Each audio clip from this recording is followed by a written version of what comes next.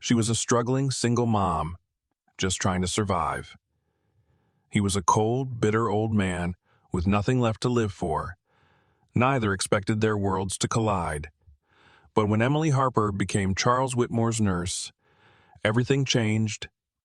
What started with silence and sarcasm turned into a bond so deep it redefined what family truly means. A forgotten millionaire. A mother with nothing. A little boy with a heart big enough to heal them both.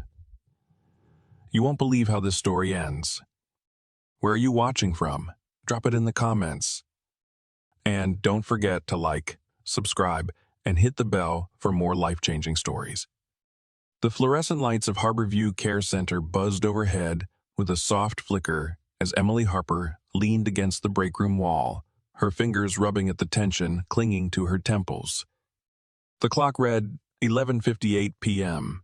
Just 2 minutes until her shift ended, but she felt like it had stretched into eternity. Her scrubs were wrinkled, her back ached, and her mind kept drifting to her 6-year-old son, Leo, who was probably fast asleep by now, hugging his favorite stuffed triceratops under a worn dinosaur blanket. Emily hadn't seen him awake in 2 days. She blinked away the guilt. Being a single mom and a full-time nurse didn't leave much space for story time and pillow forts. But what choice did she have? Bills didn't pay themselves. Rent had gone up. Groceries too. And her last babysitter had quit without warning. Still, she told herself it was worth it. Every second, every sacrifice. Leo was worth everything. Emily adjusted the ID badge clipped to her chest and stepped back into the quiet hallway. Most of the residents were asleep. The doors closed, lights dimmed. She glanced down at the updated patient list handed to her by the front desk earlier. Her tired eyes paused at a name that hadn't been there before. Charles Whitmore. Room 312. The name struck something faint and unplaceable in her memory, like a song she couldn't quite remember the words to. Before she could think much more about it, Gloria, one of the senior nurses, appeared at her side, holding a cup of coffee that looked like it had been microwaved 3 times too many. "Good luck with that one," Gloria muttered, jerking her head toward the hallway. Whitmore just checked in earlier tonight. Third nurse already. Emily raised a brow. What happened to the other 2? Gloria scoffed. One cried. The other just walked out without saying a word. Guy's loaded, entitled, and mean as hell. Thinks he's too good to be touched. You know, the type. Emily sighed, reaching for her clipboard again. She had handled difficult patients before. Vietnam vets with PTSD, people dying of cancer who lashed out in pain and fear, and cranky old folks who hadn't had a visitor in 10 years. This wouldn't be new. "I'll handle it," she said simply, and without waiting for more commentary, she started down the dimly lit hall. Room 312 stood at the far end, the door partially ajar. She knocked softly, twice, then pushed it open. The scent of antiseptic hit her first, followed by something older, fainter, like old books and cologne. The room was barely lit. A single lamp in the corner cast a gold glow across the space, revealing a man sitting stiffly in a reclining chair by the window, a blanket draped across his legs. Charles Whitmore, even seated, radiated something powerful. His silver hair was perfectly combed back, his jawline square and sharp despite his age, and his piercing gray eyes turned on her the moment she stepped through the door. He didn't smile, didn't move, just stared, as if assessing her worth from a single glance. "You're new," he said, his voice low, clipped, precise. "Emily Harper," she replied, stepping fully into the room. "I'll be your night nurse." "I don't need a nurse," Charles muttered, waving a hand dismissively without breaking eye contact. Emily arched an eyebrow, holding up his chart. "Says, here you do." His jaw tightened. "Doctors force me here. I don't need their pity or yours." She took a step closer, unbothered by his tone. "Good. I don't do pity." Something flickered across his face. Surprise, annoyance. It was gone before she could pin it down. "I don't know what kind of nurses you've had before," Emily continued, her voice calm but firm, "but I'm not here to be ordered around. I'm here to make sure you're healthy enough to walk out of here someday. Whether you like it or not." Silence. Thick and heavy. Then Charles leaned back in his chair with a slow, resigned sigh, as if deciding, "I suppose I can't get rid of you that easily."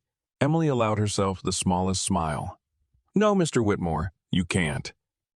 And for the first time that night, he didn't argue. Charles Whitmore didn't say another word for the rest of Emily's shift, but his silence was far from passive. He watched her like a hawk with eyes honed from decades of boardrooms and backdoor deals, eyes that missed nothing. He tracked every movement, how she adjusted his blanket, the way she cleaned around his IV line, even how she hummed under her breath when she thought no one was listening. Most patients dozed off after their evening meds. Charles did not. He sat upright, stiff as a statue, radiating an invisible tension that made the room feel colder than it was. Emily was used to patients like him, or so she thought. The next night, she returned to find his vitals monitor unplugged and his dinner tray untouched. The chicken pot pie had gone cold. The peas looked fossilized. Without comment, she set down her clipboard and started reconnecting the monitor. "I told them I wasn't hungry," Charles muttered. "You say that every night," Emily replied without looking up. "Still doesn't stop your blood sugar from tanking at 3 a.m. He made a sound somewhere between a grunt and a scoff. "I don't need monitoring. I know my body." "You also flatlined 6 months ago," she shot back calmly. "Excuse me if I don't take your word for it." That earned her a sharp glance, but to her surprise, Charles didn't argue. Instead, he leaned back into the pillows with an irritated sigh. The kind of sigh that meant he didn't like her answer. But he also didn't have a better one. Later that night, she adjusted the blinds in his room, and he asked out of nowhere, "Do you enjoy being bossy, or is it just part of the job?" Emily chuckled softly. "If you think I'm bossy, you should meet my kid. He's 6 and already acts like he runs the house." Charles tilted his head slightly. "You have a son?" "Leo. Loves dinosaurs, hates green beans, and thinks the moon follows him home every night." He didn't reply, just nodded slowly, eyes unfocused, as if her words triggered a memory he wasn't ready to share. Emily let the silence sit. She had learned a long time ago that not every moment needed to be filled. Sometimes the quiet said more than words ever could. The next few nights followed the same rhythm. Charles never said much, but his walls started to shift, barely subtly. He stopped pulling away when she adjusted his IV. He started eating half his meals, then most. Once, she caught him reading a dog-eared novel, his glasses low on his nose, pretending not to notice her watching him. But then came the moment that changed everything. It was near midnight. Emily had just finished logging vitals at the nurse's station when she got the call. "Room 312. Code blue." She sprinted down the hall, her heart leaping into her throat. When she burst into the room, Charles was slumped sideways in his chair, face pale, eyes glazed. The monitor flashed red. "Charles," she called, already checking his pulse. Faint, thready. "Hang on.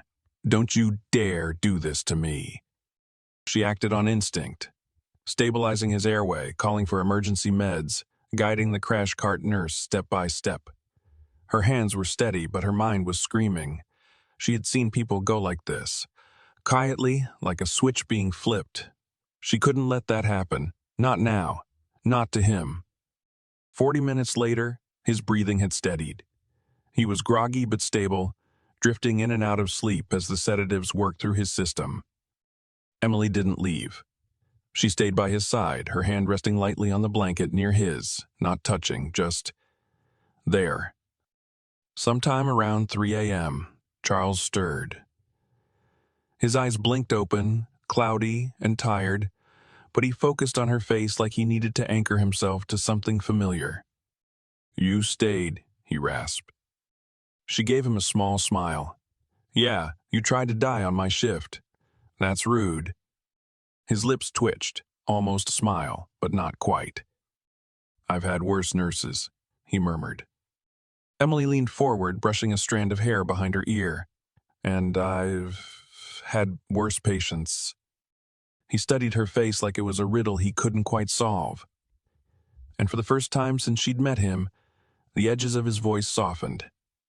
"You remind me of someone I used to know," he said, just above a whisper. "Good someone or bad someone?" "Good," he said, closing his eyes. "But I lost her." Emily didn't ask who, didn't need to. Some grief was so deep it spoke for itself. She just sat there listening to the quiet hum of the machines and the slow, steady rhythm of his breathing. The next few days passed in a strange kind of rhythm. Quiet, careful, and threaded with an undercurrent of something Emily couldn't quite name. Charles was still stubborn, still curt and sharp. Toe curt and sharp. Tongued, but there was a subtle shift in his energy. He no longer turned away when she entered the room. He didn't resist her touch when she checked his pulse or adjusted his IV. He still complained, of course, about the soup being liquid cardboard, the temperature being Arctic, and her handwriting being a war crime. But the complaints carried less venom now, more habit than hostility. Emily didn't push. She let him have his silence, let him pretend he didn't care. But she noticed the way his eyes lingered on her, longer than before, the way he sometimes watched the door after she left, like he was waiting. She didn't know what to make of it, but she didn't mind it either. There was something oddly comforting in his constant presence, even in its grumpy form. Like the way some people find peace in the hum of a refrigerator. Predictable, steady, a part of the room. On the fourth night after his health scare, Emily came in to replace his IV tubing. Charles sat up straighter when she entered, as if bracing himself for another lecture. She moved with practiced ease, checking the fluid level and the tubing without needing to speak, but he broke the silence first. "How long have you been doing this?" he asked, his voice low, rough like gravel. Emily blinked, caught off guard. It was the first personal question he had asked since she met him. Being a nurse. He nodded once. "Almost 6 years now," she said, securing the line. "Started not long after Leo was born." He hummed. A sound of consideration, not dismissal. "That's a long time to deal with grumpy old men." Emily smirked. "You're not the worst." Charles snorted. "That's supposed to be a compliment?" "Take it however you want." For a moment, there was something resembling a smile on his face. Brief, fleeting. Then his gaze shifted to her arm, where the edge of a dark bruise peeked out from under her sleeve. His expression changed instantly. "What happened there?" he asked, the usual edge in his voice suddenly dulled by concern. Emily glanced down and instinctively pulled her sleeve over it. "It's nothing.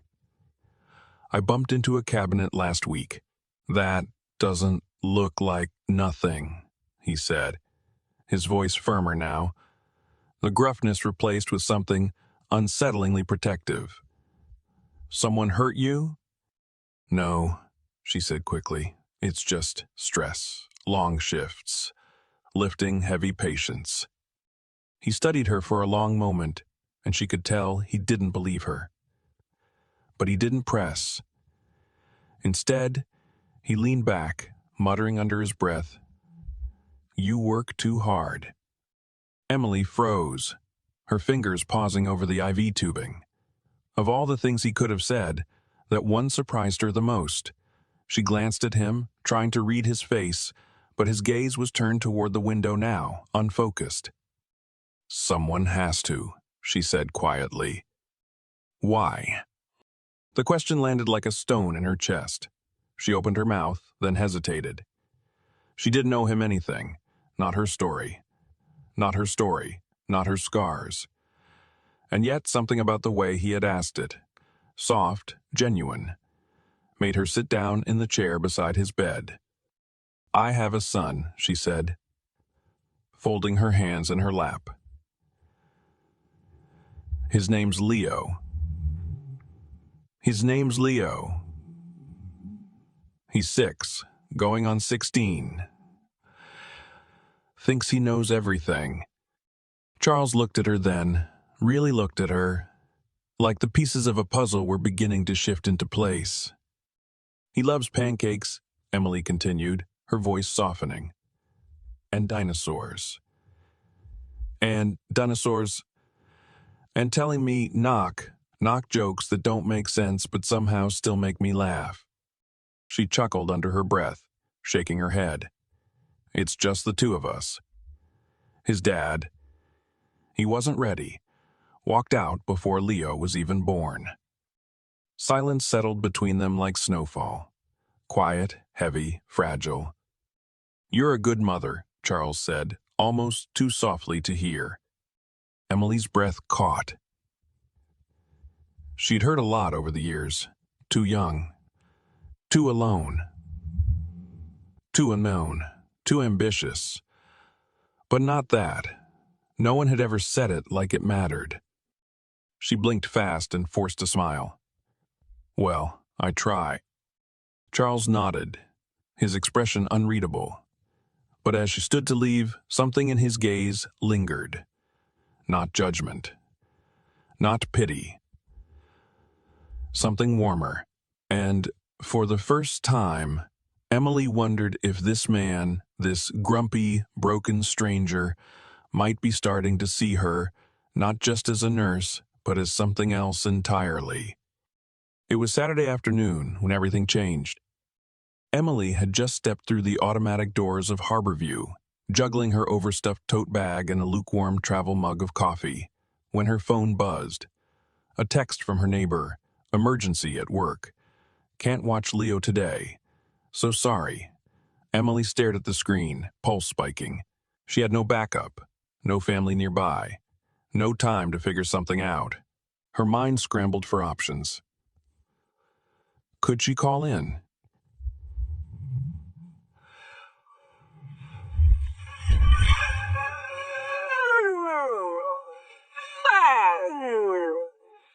She looked down at Leo, who was clutching his little green backpack and his ever-present triceratops, blinking up at her with trusting eyes. She sighed. "Well, buddy," she murmured, brushing a strand of hair from his forehead, "looks like you're coming to work with Mommy today." Leo grinned. 15 minutes later, they were walking down the long hallway toward room 312. Emily kept a firm grip on Leo's hand, her nerves fluttering. Charles hadn't been told. She wasn't even sure it was allowed. But what choice did she have? They reached the door. Emily hesitated, exhaled, then knocked softly before pushing it open. Charles was seated in his usual spot, a hardcover book resting in his lap, reading glasses perched on his nose. He glanced up, expecting Emily, and froze when he saw the small figure beside her. Emily cleared her throat. "I'm sorry, Mr. Whitmore. I had no one to watch him today. I didn't want to leave him alone." Charles didn't speak right away. His eyes flicked down to the little boy peeking curiously around his mother's leg. Leo, in his dinosaur hoodie and scuffed sneakers, looked nothing like a threat. But he was certainly unexpected. Then, to Emily's shock, Charles leaned back in his chair with the faintest raise of an eyebrow. "Well," he said dryly, "I suppose if he doesn't cry or spill juice on my rug, he can stay." Emily blinked. "You're okay with it?" He shrugged. "Not like I have anything better to do." Leo took that as permission and stepped forward, eyes bright. "Hi, I'm Leo." Charles regarded him with the same wary expression he gave nosy doctors, but Leo was undeterred. "My mom says you're grumpy," Leo continued, cheerful as ever. Emily nearly choked. Charles arched a brow and turned to her. "Is that so? I may have said something adjacent to that," she stammered, cheeks burning. But Charles just let out a sound, a quiet, breathy chuckle.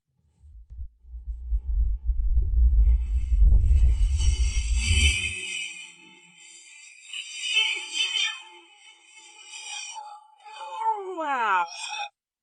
Leo, emboldened, stepped closer and held up his dinosaur. "This is Tank. He protects me from nightmares. Wanna see how loud he roars?" Before Emily could intervene, Leo let out a guttural dino growl that filled the room. Charles startled slightly, then actually laughed. A real one, low and raspy, but genuine. "Well," he said, "Tank is clearly a force to be reckoned with." Leo beamed. "Mom says I'm a little warrior." Charles looked at Emily, something unreadable in his expression. Then he reached into the drawer beside his bed, pulled out a wrapped package of shortbread cookies, and held it out. "You like cookies?" Leo's eyes widened. "Do dinosaurs roar?" He grabbed the cookie and munched happily. Emily stood frozen, mouth slightly open, watching Charles Whitmore, who had once scowled at the nurse who fluffed his pillow, offering treats to her child. Then Leo looked up, crumbs on his face, and asked in the most casual voice imaginable, "Can I call you Grandpa?" The air in the room shifted. Emily's heart dropped. Leo. But Charles didn't react the way she feared. He didn't stiffen or bristle. He didn't scowl.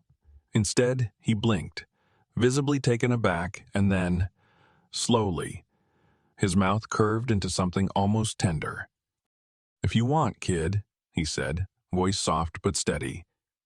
Leo beamed. "Cool." Emily stared at them, her heart thudding wildly.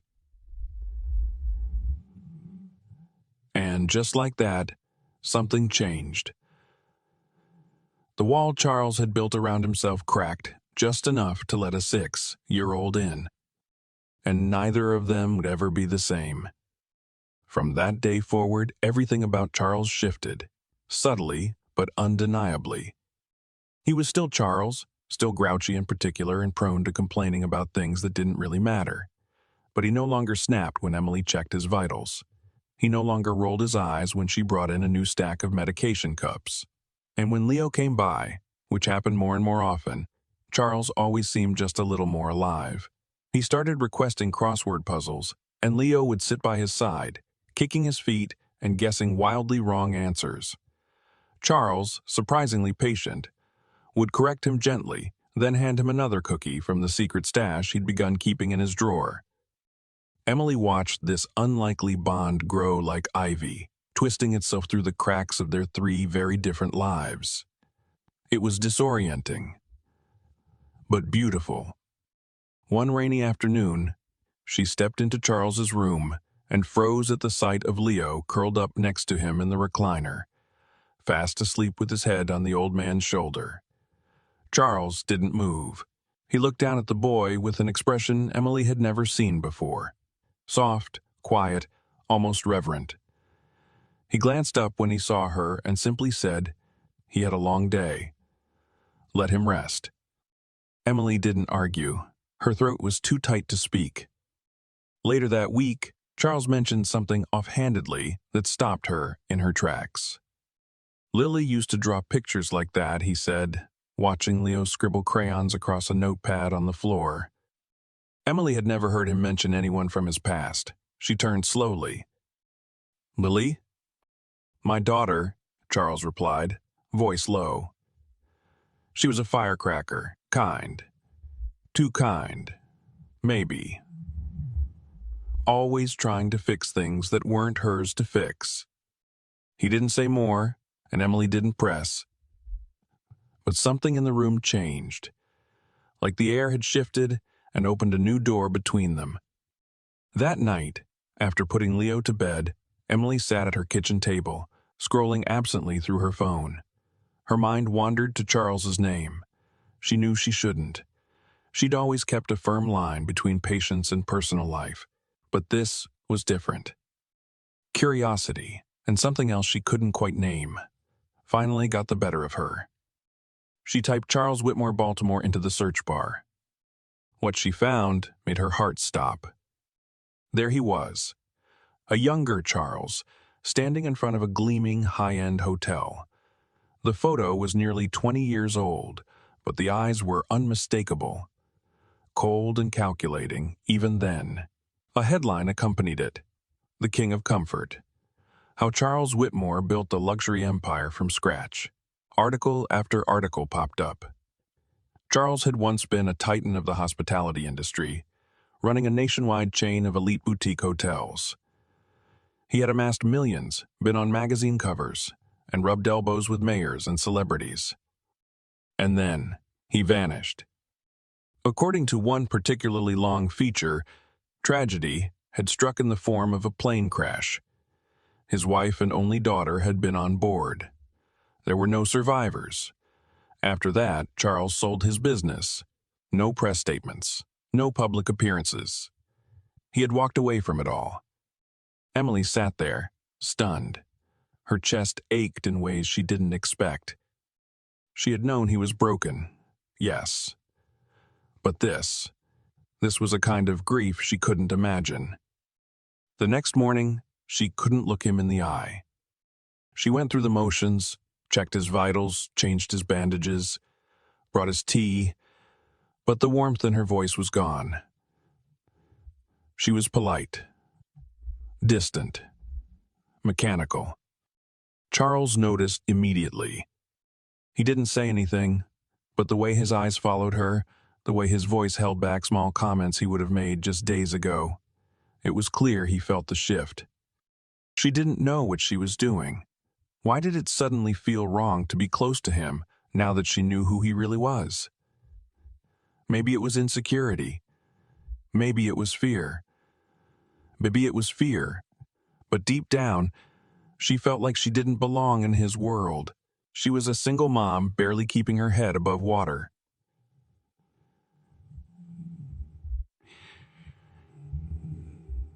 He had been a millionaire. A man who once sat at the top of an empire.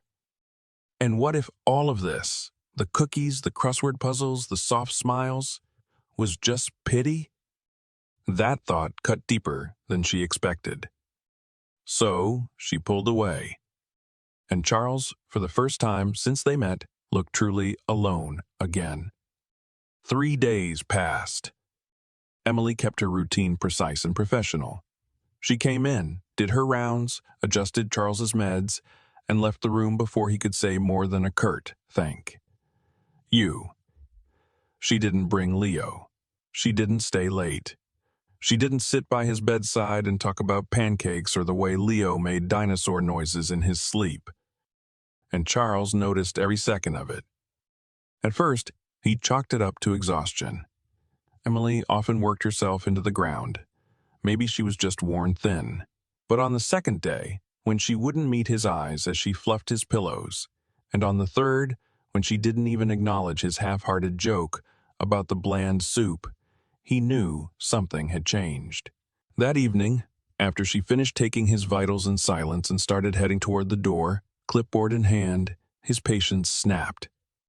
"All right," he barked, sharper than he meant to. "What the hell is going on?"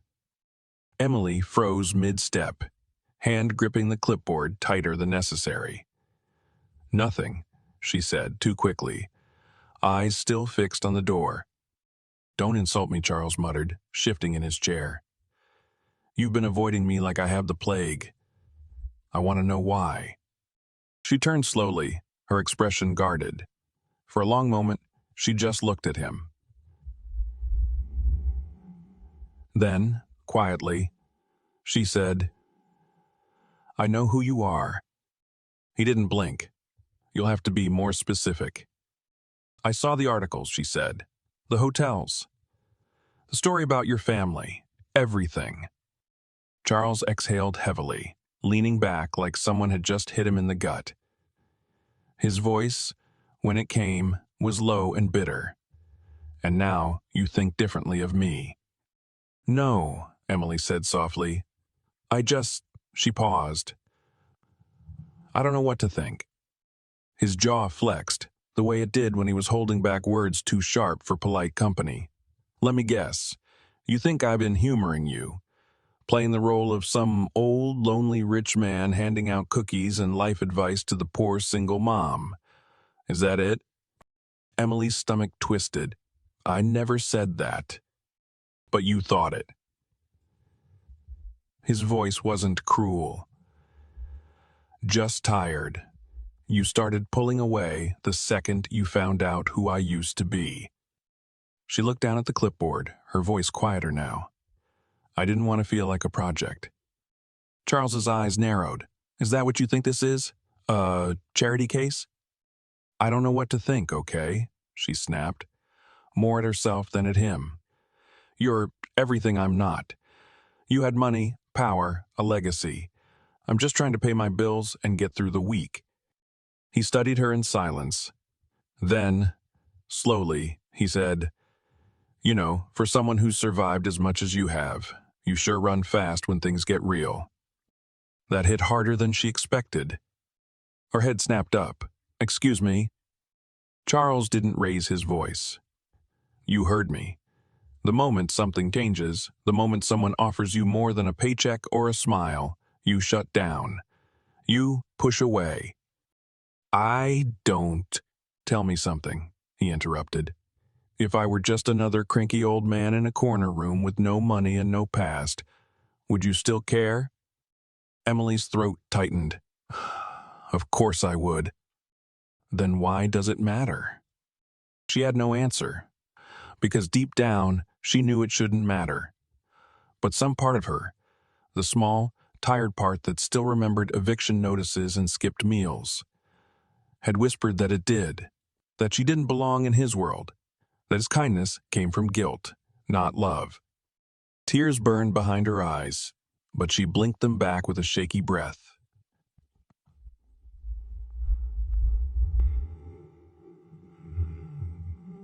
She whispered. Charles didn't speak for a moment. Then he chuckled, a soft, dry sound. "You know," he murmured, "I never thought I'd say this, but you might actually be more stubborn than me." Despite herself, Emily let out a half laugh, wiping at the corner of her eye. He leaned forward, voice quieter now. "Stop running, Emily." She swallowed hard and nodded. Then, for the first time in days, she didn't walk away. She sat down beside him. And in the quiet that followed, the distance between them slowly began to disappear. The next evening, when Emily stepped into room 312, Charles was sitting by the window with an old photo frame cradled in his hands. He didn't look up at first. The soft light from the hallway caught on the glass, illuminating two faces, one woman, one girl, both smiling, frozen in time. Emily hesitated in the doorway. "You okay?" she asked gently. Charles didn't answer right away. Then he exhaled, the sound quiet, like air escaping from somewhere deep inside. "Come in. Close the door." She did, crossing the room and sinking into the chair across from him. The photo was turned toward her. The woman had warm eyes and a crooked smile. The girl wore a striped headband and was caught mid-laugh, leaning against her mother's shoulder. "My wife, Eleanor," Charles said, his voice low. "And my daughter, Lily." Emily swallowed. "They're beautiful." "They were everything," he said simply, brushing his thumb across the frame. Eleanor had this laugh. It filled every corner of a room. And Lily. God, that kid had more heart than I knew what to do with.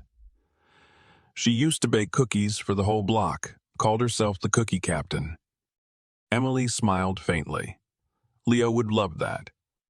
Charles chuckled softly. She would have loved Leo? You? There was a long pause. He stared at the picture a little longer before setting it gently on the bedside table, the movement almost reverent. I was supposed to protect her, he whispered. That was my job, as a father, as a husband, and I failed. Emily's heart twisted. Charles, it wasn't your fault. He let out a bitter breath. Maybe not, but I was so consumed with building something big, something lasting. I didn't realize what I was sacrificing to get it. Business meetings, expansion deals. I missed more birthdays than I can count. And then just like that, they were gone. A chartered flight back from a family. Weekend in Vermont. Mechanical failure, they said. Pilot error. Who the hell cares? His voice cracked. I wasn't there. That's all that matters. Emily sat silently, letting his words settle between them like heavy stones. Then, softly, she reached over and placed her hand on top of his. He didn't pull away. I get it, she said. Not the same way. But I've had moments where I looked at Leo and thought, am I doing enough? Am I giving him what he needs? There's this guilt that follows you around when you're all someone has. Charles looked at her, really looked at her. His eyes were wet, rimmed red, but steady. You're doing more than enough, he said. You show up. Every day, you fight for him. For yourself. I've watched you. I've never seen someone so tired still find ways to smile. Emily bit the inside of her cheek, the emotion building behind her eyes. It doesn't feel like enough sometimes. He squeezed her hand gently. It is. There was another silence, this one different. Not heavy, but calm, safe. Then Charles leaned back and cleared his throat, as if switching gears. I've been thinking, he said, about everything, about you. And Leo. And what it means to be a family. Emily tilted her head. Charles! I want to be part of yours, he said, quietly but with conviction. If you'll let me. Her breath caught. You don't have to do that. This isn't out of obligation, he said firmly. This isn't guilt or pity. This is love, Emily. My daughter is gone, but my love for her, it didn't disappear. And when I look at Leo, when I look at you, I don't feel so lost anymore. Her hands trembled slightly, tears burning behind her eyes. You don't owe us anything. But I want to give you something, he said.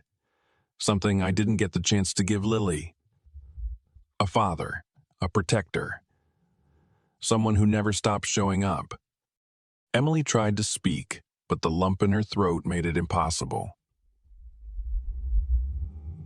She nodded slowly, blinking fast. I'm not perfect, Charles said, but I'll be there as long as you'll have me. And in that quiet, softly lit room, something long buried in both of them began to heal. Not because they'd forgotten the past, but because they'd finally found a future. Charles didn't bring it up again after that night. He didn't press her for answers or ask for some symbolic gesture of agreement. Instead, he let her think. He let her breathe. Because he understood. Trust didn't grow overnight. Not the kind that mattered. And maybe that was why, when Emily knocked gently on his door 3 days later, hand in hand with Leo, he didn't let himself hope. Not until Leo's face lit up the second, he spotted him. Grandpa Charles. Leo squealed, sprinting across the room with arms wide open. Charles barely had time to react before the boy threw himself at him in a full-bodied hug. For a moment, his arms hovered, uncertain, unused to the weight of affection. Then slowly, They came down around the small frame, one hand resting protectively on Leo's back, the other brushing through his hair. Emily stood in the doorway, watching them, her heart caught somewhere between disbelief and something deeper. Something she hadn't let herself feel in years. She stepped inside, gently closing the door behind her. Charles looked up, eyes meeting hers. There was a question there, unspoken, tentative. Emily took a breath. Her fingers trembled as they released from around the strap of her bag. And then, with a voice that shook just slightly, she said, "Dad." The word hung in the air, soft but powerful. Charles didn't move. His face didn't change, but his eyes, those steel-gray eyes that had once pierced like knives, glimmered with something raw. "Did you say?" he began, but the rest caught in his throat. Emily nodded, her own eyes shimmering. "I don't have a father," she said, voice quiet. "Not really. I never did. But if you're offering, I'd like that. I'd like—" Something inside Charles seemed to unravel, carefully, slowly, like a man loosening armor he'd worn too long. He nodded once, then again, and then, almost too softly to hear, he whispered, "Daddy's girl." Emily's breath hitched. She crossed the room and wrapped her arms around him, and for a long, long moment he held her, really held her, as if he could keep time itself from moving forward. Leo joined them, squishing himself in between, and the three of them stayed like that, tangled together in a quiet embrace that didn't need words. The legal process moved quickly. Wealth, after all, still had its privileges. Within weeks, Emily Harper became Emily Whitmore. But it wasn't the new name that changed her life. Charles didn't shower her with luxury or gifts. He didn't treat her like someone to rescue. Instead, he gave her what she needed most: belief. He stood beside her as she navigated her future, never taking the lead, never forcing a path, only offering guidance when she asked for it, and always reminding her she was enough. He bought a house for them. Not a mansion, not something extravagant. Just a warm two-story home on a quiet street with a fenced in backyard where Leo could chase fireflies in the summer. He set up an education fund, made sure Leo would never have to worry about tuition, about books, about choosing between dreams and bills. But most importantly, he gave them time. His time, his laughter, his presence. Then, one quiet afternoon, Charles asked Emily to take a drive. They dropped Leo at daycare and made their way downtown. Emily watched the streets roll by, unsure of their destination. When Charles finally pulled up to a brick building nestled between two cafes, her breath caught. Above the entrance, in gold lettering, the sign read, "Leo's Lighthouse Cafe." She turned to him, stunned. "Dad, what is this?" "This," Charles said, placing a hand on hers, "was my first hotel a long time ago. Before everything. I sold it years ago, but I bought it back." Emily stared at the windows, at the cozy storefront, and the soft light inside. "And now," Charles said, "it's yours." Tears filled her eyes. "You don't have to." "I want to," he said gently. "I want you to have something that's yours. Something you build. I'll be here every step of the way, but this is your dream now. Yours and Leo's." Emily couldn't speak. She could only nod, heart swollen with something she hadn't let herself feel in far too long: joy. She threw her arms around him, holding on tightly. "I won't let you down," she whispered. Charles smiled, the kind of smile that erased a decade of grief. "I know," he said. "You're my daughter." And for the first time in years, they both believed it. The scent of fresh coffee and warm cinnamon rolls filled the air as Emily stood behind the counter of Leo's Lighthouse Cafe, carefully adjusting the temperature on the new espresso machine. Charles had insisted on ordering. It still felt surreal. The wooden floors gleamed beneath her feet, sunlight pouring in through the wide bay windows that overlooked the tree-lined street. A chalkboard menu, written in Leo's uneven handwriting, proudly announced, Grandpa Charles's favorite, buttermilk biscuit sandwiches. Today only. She glanced toward the corner table by the window. Charles sat there every morning now, newspaper folded neatly beside a steaming cup of black coffee. Leo, seated beside him, swung his legs under the table as he colored in a dinosaur.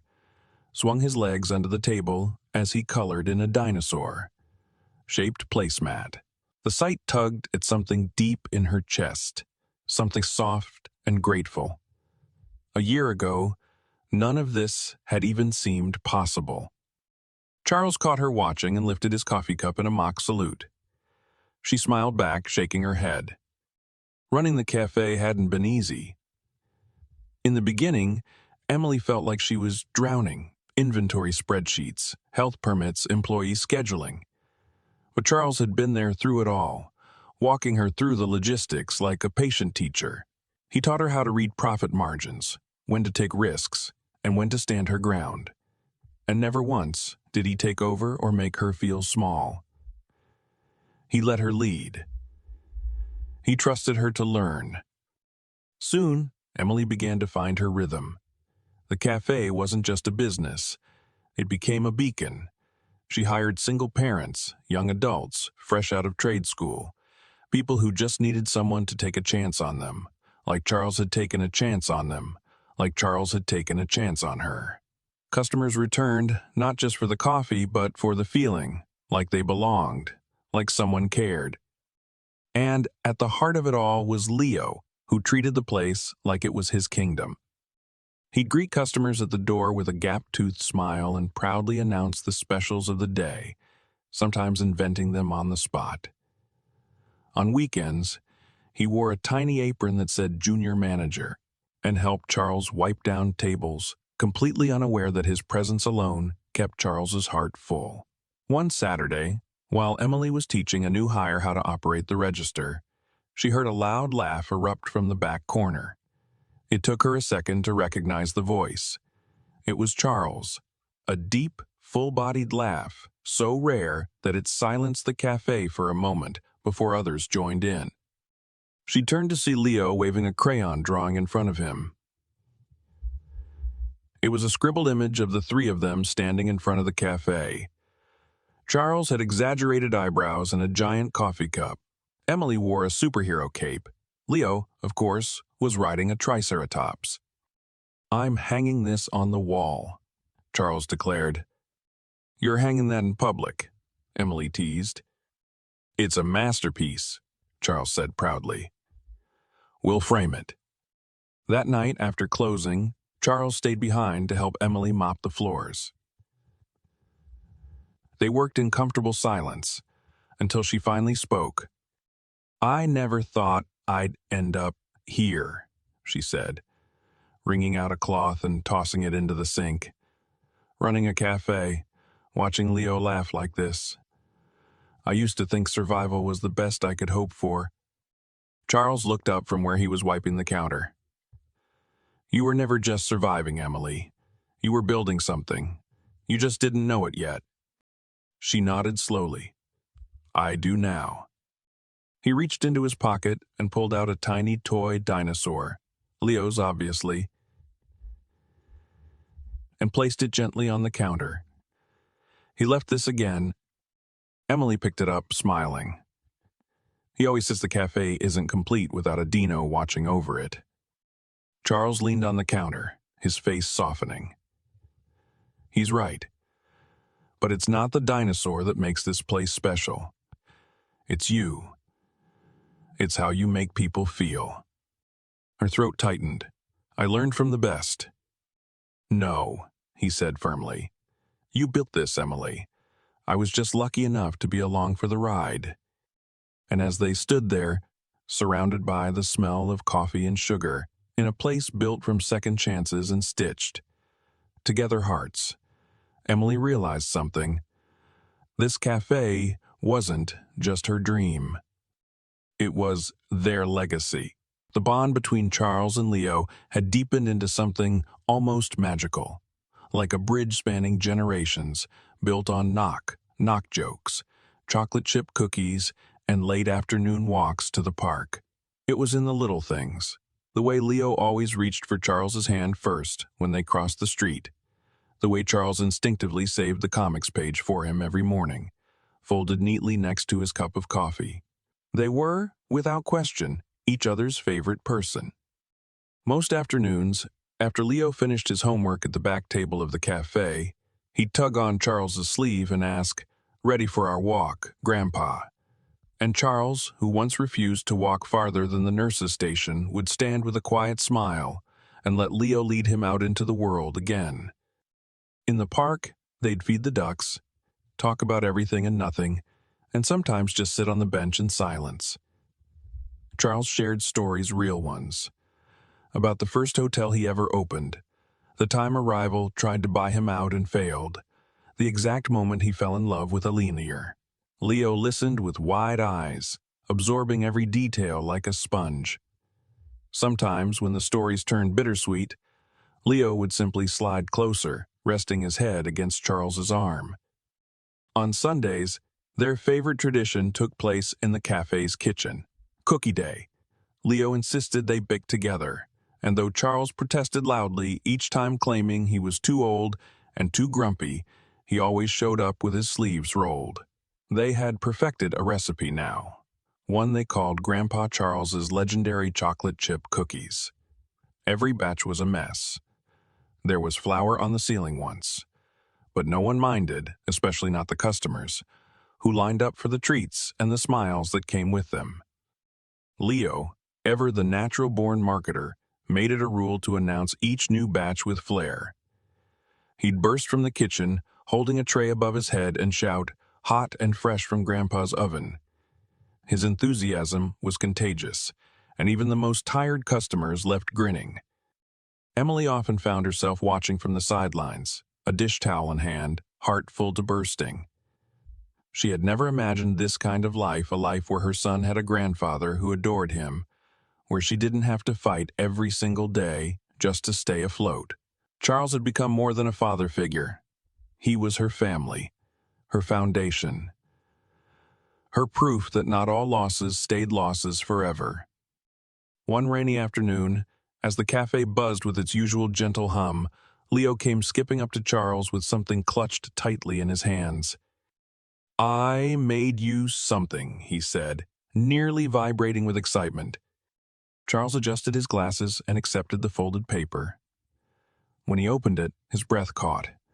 It was a drawing done in crayon, messy but full of heart. 3 stick figures stood in front of the cafe, hand in hand.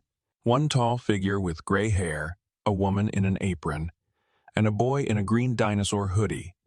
Above them, in big lopsided letters, Leo had written, "We are a real family." Charles didn't speak. His fingers trembled slightly as he traced the smiling faces with the pad of his thumb. His throat tightened. It had been decades since anyone had drawn a picture of him. Decades since he'd been part of a family photo, even a crayon one. Before he could react, Leo threw his arms around him in a sudden, fierce hug.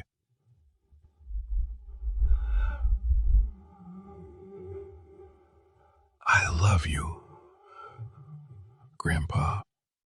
Charles's arms folded around the boy with the kind of gentleness that only comes from a second chance at something you thought was gone forever. Later that night, after the cafe had closed and Leo had gone to bed, Charles sat on the porch of their home, a cup of tea in hand. Emily joined him, settling into the chair beside his. The quiet stretched comfortably between them, broken only by the soft tapping of rain on the roof. Charles spoke first. "You know I won't be around forever." Emily's fingers tightened around her mug. "I know," she said softly. "But I want you to remember something," he continued, turning to her. "I'm not afraid anymore. Not of the end. Not of the end. Not of the past. Not even of the quiet." Emily looked at him, eyes shining. "You gave me a second life, Emily," he said. You and Leo. And no matter what comes next, you'll never be alone again. She reached over and took his hand, her grip warm and sure. Neither will you. And as they sat there beneath the gray sky, with the scent of rain and cookies lingering faintly in the air, both of them understood something unspoken, that they had found there forever, not in the span of years, but in the strength of love. A year passed, though it didn't feel like one. Time had a way of moving differently at Leo's Lighthouse Cafe, not fast or slow, but gently. Like a warm breeze, it carried them through the seasons with flour on their aprons and laughter in the air. What started as a modest coffee shop had become the heart of the neighborhood. Locals came for more than just their morning lattes. They came to talk, to rest, to feel like they belonged. Emily had built more than a business. She had created a community. A place where people were greeted by name, where no one ever sat alone unless they wanted to, and where second chances weren't just offered. They were celebrated. She had hired young parents like herself, former caregivers who knew how to hustle, teenagers needing a break, retirees wanting something to wake up for. And always, Charles sat at the window seat like a lighthouse keeper, watching over them all. He didn't bark orders. He didn't need to. His presence alone was enough. His legacy was no longer in hotel chains or glossy magazines. It was here, in the clatter of dishes, in the smell of cinnamon, and the boy who now called him Grandpa, like it was the most natural thing in the world. Every day after school, Leo burst through the cafe doors with the same joy he had that first week. Backpack bouncing, face lit up. He'd dart to the counter to hug Emily, then make a beeline for Charles, dropping into the seat beside him like he'd been gone for a year, instead of a few hours. "Guess what I learned today?" Leo would exclaim, already digging into his bag to show off a worksheet or a drawing. Charles always listened like it was the most important thing in the world, and to him, it was. One afternoon, as the autumn leaves began to blanket the sidewalks, Leo climbed onto the bench beside Charles and whispered, "I want to work here when I grow up." Charles smiled, setting down his coffee. "You've already got the best job title." Leo giggled. "Yeah, but I want to be real. Like Mommy." "You are real," Charles said, brushing a hand gently over Leo's messy hair. "You're exactly what this place was built for." Emily overheard them from the register and had to turn away for a moment, blinking back tears. It wasn't just about coffee or survival anymore. This cafe, this life, they had built something lasting. Later that evening, after the cafe closed and the staff had gone home, Emily, Charles, and Leo stayed behind to decorate for the fall season. Paper pumpkins, string lights, and Leo's newest masterpiece, a crooked scarecrow made from popsicle sticks and glue, were arranged proudly on the windowsill. Afterward, the three of them shared a late dinner at their kitchen table. Leo babbled about a science project involving baking soda volcanoes, pausing only to shovel spoonfuls of mac and cheese into his mouth. Charles laughed quietly at the mess, passing him a napkin he'd forget to use anyway. When Leo finally drifted off on the couch, curled under his dinosaur blanket, Emily and Charles remained at the table, sipping warm tea. The silence between them was the kind that came from comfort, from knowing there was nothing left to prove. "I used to think my life ended when they died," Charles said, his voice barely above a whisper. "I thought the only thing I had left to do was wait for the end."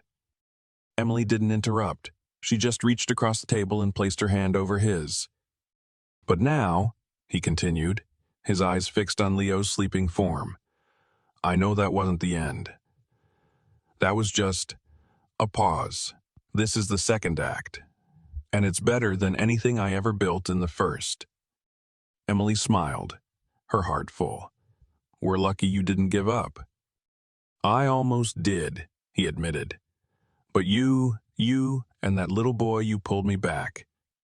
"You pulled us too," she said softly. "We were drowning. You gave us a lifeline." Charles looked at her then, his expression tender and full of something deep and unwavering. "No, Emily, you gave me a reason." They sat in that warmth, in that truth, with the scent of cinnamon and tea floating between them, knowing that life had not only given them another chance, it had given them each other. And as Leo stirred in his sleep, murmuring something about volcanoes and cookie days, the two adults at the table shared a glance filled with quiet joy. They weren't just a family. They were home. It was a late afternoon in early spring when they decided to take a walk by the bay. The air was still cool, but the sun had returned with enough warmth to coax flowers from the ground. Leo ran ahead, chasing seagulls and laughing wildly as the wind tugged the sleeves of his jacket. Emily and Charles followed behind, side by side, their pace slow and easy. Her arm was looped through his, steadying him as they made their way down the winding path lined with benches and budding trees. The sky above was streaked with soft gold and fading pink, the kind of light that made everything feel like it belonged in a memory. For a long time, neither of them spoke. The only sounds were the soft crunch of gravel beneath their shoes and the distant cry of the gulls Leo kept trying to sneak up on. Then, as they reached the wooden overlook that jutted out above the water, Emily stopped walking. She looked out at the bay, the sun shimmering against its surface like scattered coins. She squeezed Charles's arm gently. "Dad," she said, her voice soft but certain, "you changed my life." Charles turned to her, his weathered face lit by the amber glow of the setting sun. He didn't smile right away. He just looked at her the way he always did when he was taking something in fully, quietly, deeply. But then he did smile, and it was warm and real and filled with 1,000 unspoken things. "No," he said, shaking his head, "you changed mine." Emily blinked against the sudden sting in her eyes. "I was just trying to keep my head above water. You gave me everything I didn't even know I needed. And you gave me a reason to wake up again," Charles said. "A reason to believe that I wasn't just a man waiting for the end." She laughed gently. "You gave Leo a grandfather. He doesn't even remember a time when you weren't there." "He gave me hope," Charles replied. "You both did." They stood together at the edge of the world, or so it felt, watching the boy who had brought light back into their lives collect seashells and talk to them like they were old friends. "I used to think my legacy was my hotels," Charles said after a pause. "The empire I built, the name I left behind." Emily glanced at him. "And now—" He smiled again, this time softer, with a kind of peace that hadn't been there a year ago. "Now I know it's this," he said, gesturing toward Leo. "It's you. It's this cafe we built. The laughter, the love, the second chances. That's the kind of legacy that matters."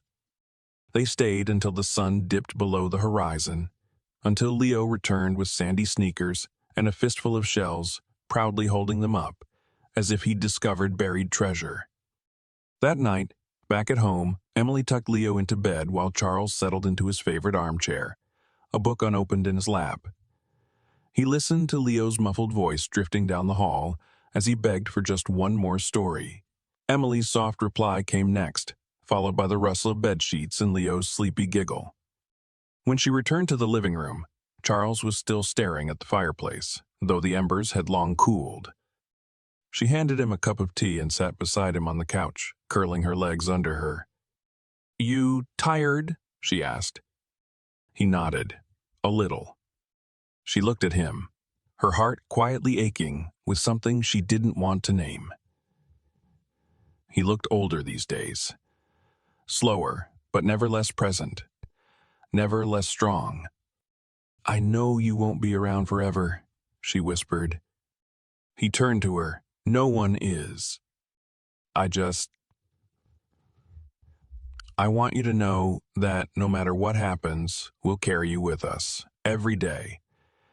In every cookie Leo bakes, in every customer who walks through that cafe door, in every lesson you've taught me." He reached over and took her hand, his grip still firm. That's all I've ever wanted. She smiled through the tears that finally spilled over. I love you, Dad. I love you too, sweetheart. Outside, the world was quiet, peaceful. Inside, in their little home, built on hope and healed hearts, they sat together, father and daughter, knowing that whatever came next, they had already found everything they would ever need. They had found each other. And that was enough. More than enough. Life lesson. This story reminds us that family isn't always defined by blood, but by love, loyalty, and the quiet, consistent choice to show up for each other. Charles and Emily came from two completely different worlds, one marked by loss, the other by struggle, but they found healing in the space between. Through vulnerability, patience, and kindness, they rewrote their own definitions of family and built a life rooted in hope and second chances. We learn that it's never too late to begin again. Even in the twilight of life, Charles found new purpose, not in wealth or status, but in the warmth of a child's hug and the strength of a daughter's love. Emily, who once believed she was alone in the fight for survival, discovered what it meant to be supported, to be seen, and most importantly, to be loved without condition. This story is a testament to the power of compassion, to what happens when we allow others into our lives, even when it's hard, even when we've been hurt. Sometimes the greatest blessings arrive in the most unexpected forms. A grumpy old man, a tired single mother, a wide-eyed little boy. We are reminded that the greatest legacies are not made of steel or stone, but of moments, shared meals, laughter, forgiveness, and love passed down from one heart to another. Did this story touch your heart? Let us know in the comments where you're watching from. We love hearing from you. And if you haven't already, make sure to like, subscribe, and turn on the notification bell so you don't miss the next soul-stirring story. Because sometimes the most beautiful connections in life come from the most unexpected places.